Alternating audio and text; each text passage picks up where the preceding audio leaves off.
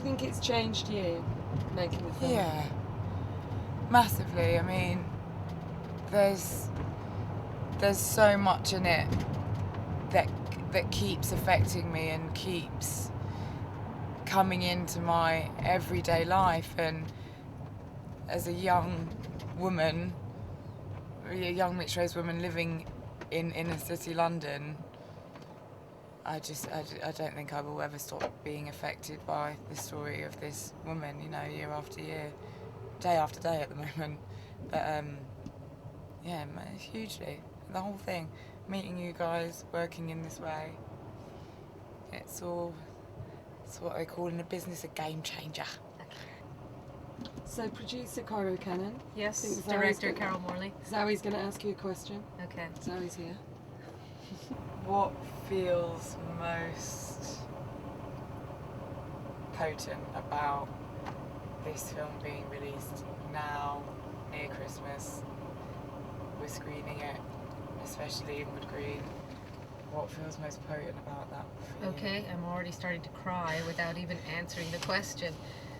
I couldn't be more proud of making a film that has meaning for people, that they feel they can see themselves in and question the difficulties of life, but not feel downtrodden by it, to be absolutely uplifted by possibilities. And I don't think it gets any better than that.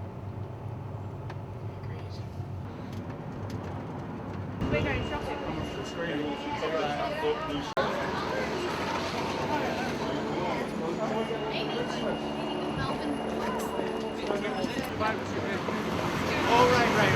We're like...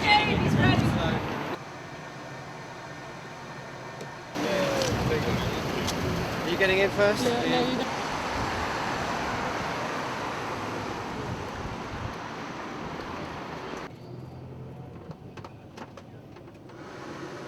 So if you were to sum up the film in a few sentences, or...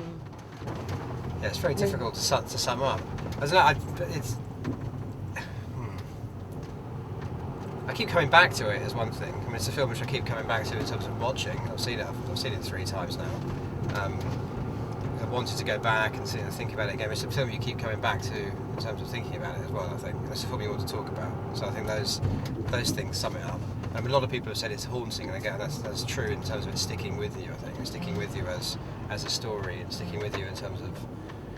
It's not really a puzzle. It's not there to... I think, although there is a mystery in the film as to what happened to this woman, you know, those last years which are unclear, and obviously how she died. I mean, it's not really that. I don't really find that's what you're left with. Actually, I don't think you're left wondering about that. It's not as if it gives you this puzzle which you should take away and uncover. It's more the emotional side of it, I think, that sticks with you. I think, Yeah. And the sense of the life. I think fragments of the life. I've just read just an impromptu, On your phone? the guy's just tweeted, he's done his own review of Dreams of a Life, and it said he felt sad when he checked his phone when the film was finished because no one had contacted him in that 95 minutes.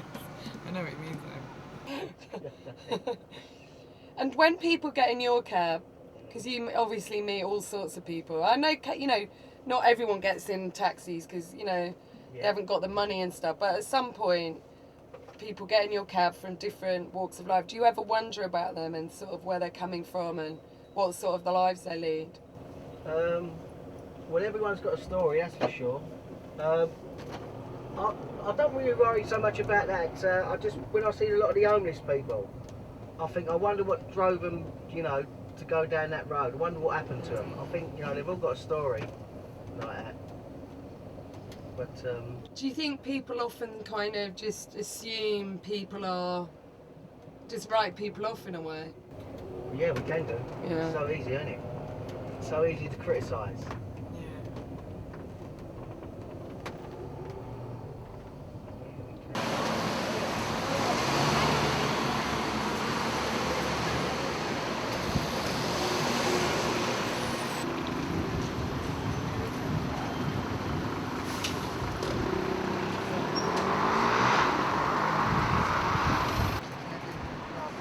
Nice ones.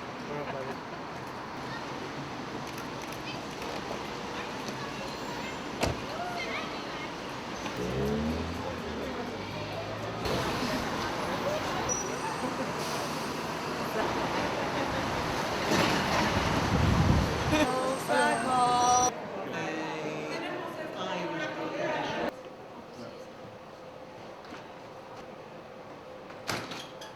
agree that it's a very powerful and important film.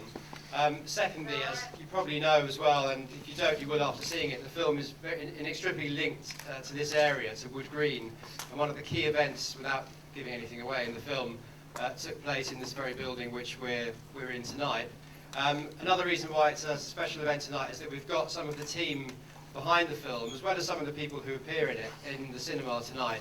And after the screening, I'll be coming back on stage to conduct a Q&A with both the director of the film, Carol Morley, and the actress in the film who plays Joyce Vincent, Zawe Ashton.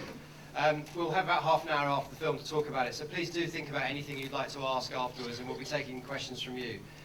So apart from that, please enjoy the film, and I'll see you afterwards. Thank you. And what did you think of the film? Well, I think it was quite amazing, and I would like to say that I'm really grateful and glad that you picked me out of lots of children in the world to be in a film in the cinema, and I'm really grateful for that. Oh, thank you very much. You don't know something.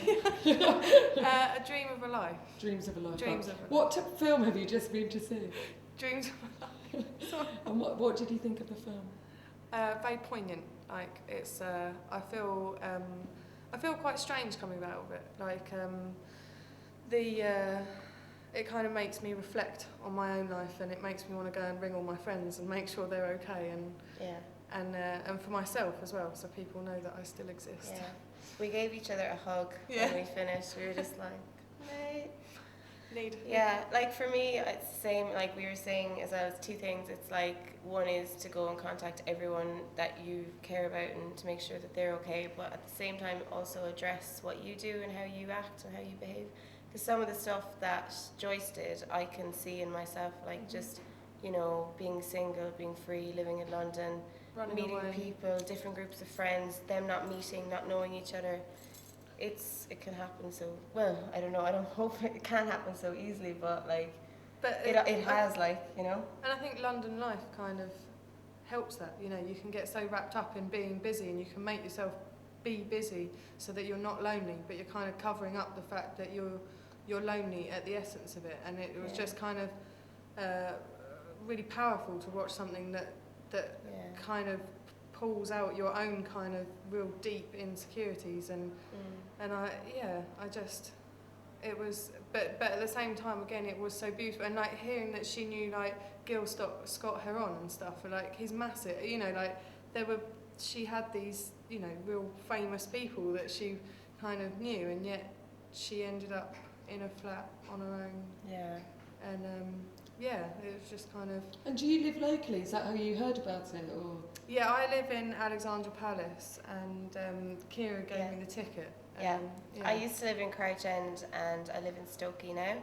And I read an interview with Zawe Ashton, and it mentioned it on it, and then I looked it up, and it's not that I love this kind of depressing kind of thing, even though the movie isn't depressing and the film isn't depressing, it's a bit of everything, but it just sounded so interesting to me, and so I asked this one along. And but it's mad as well, like I go shopping in Wood Green, I walk past those set of flats all the time, and I never knew that had happened in that place, and I just kind of I feel bad that someone was that lonely, and I've always been a massive believer in not walking by, like you said at the end, like how a homeless person, you know, like people kind of just walk by because you're just homeless. And I remember at uni, I always made a big point of always buying the big issue, or always going to, like, I remember it was snowing one day and I bought a homeless guy a cup of hot chocolate, and I sat there and spoke to him because his life was just quite interesting. And to see that, and to hear someone else go, you know what, you should never discredit someone, and you know, everyone's got their own story, and I just think that is a real beautiful thing about our world, is that we're all unique and we've all got our own story, but we don't know about it. And like it would be so nice if people shared that a bit more. And so the fact that you have shared someone's like story it's really personal as well, and it makes you feel like, definitely it makes me feel a bit more connected to this community as well, because everyone always discredits community spirit, but actually you can't have community spirit if you don't talk to each other and you don't share things. And it was an amazing cinema audience, wasn't it, in there? Yeah, it was really eclectic. And no one left, or No. you know, people even stayed for the credits. Yeah. That was like weird. Well, you know, there's testimony to your efforts. And to audiences not being stupid and just wanting to see what I think, because we got upgraded to that cinema. Oh, really? Because we were in the smaller cinema, but we sold it out. Oh, excellent. I think we moved Chipmunks out. Is it Chipmunks? Well, you know, they get it every year, don't So, they? ladies, what are your names? I'm Catherine Smith. I'm Kira. Kira Knightley. Yeah. I know. Kira You McGuire. were great.